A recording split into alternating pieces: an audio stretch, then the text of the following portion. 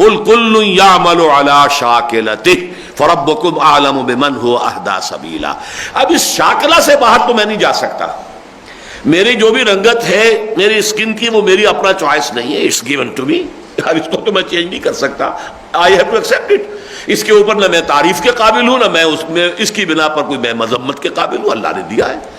اس اعتبار سے given characters جو بھی ہیں اللہ کی طرف سے ان کو اللہ ملحوظ رکھے گا اور جب حساب لے گا ہر ایک سے اس کے اپنے اس گیون جو چیزیں ہیں اس کے مطابق. یہ چونکہ ہمارے لیے بہت ہی یعنی یوں سمجھیے کہ حوصلہ افزا بات ہے کہ اللہ تعالیٰ کے یہاں صحابہ کرام کا جو محاسبہ ہوگا ظاہر بات ہے وہ ہمارا نہیں ہوگا. آیا ہے نا وہ حدیث کے اندر کہ تمہارے ہاں اس وقت اگر کسی نے 10 میں سے 9 حصے پر عمل کیا ایک چھوڑ دیا اس کی بھی پکڑ ہو جائے گی.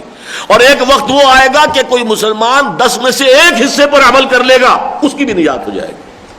حالات اتنے مخالف ہوں گے اتنے مخالف ہوں گے کہ جو بیچارہ محنت کر کے گھسٹ کر جد و جہد کر کے اپنی سی کوشش کر رہا ہے لیکن 1/10 حصے ہی پر عمل کر پایا ہے اس کی نجات ہو جائے گی. اس لیے کہ حالات ایسے ہیں. اور حضور کے زمانے میں میری صحبت سے فیض یافتہ ہو کر تم نے اگر کیا ہے تو اگر تم نے 1 حصہ بھی ترک کر دیا تو تم پکڑے جاؤ گے.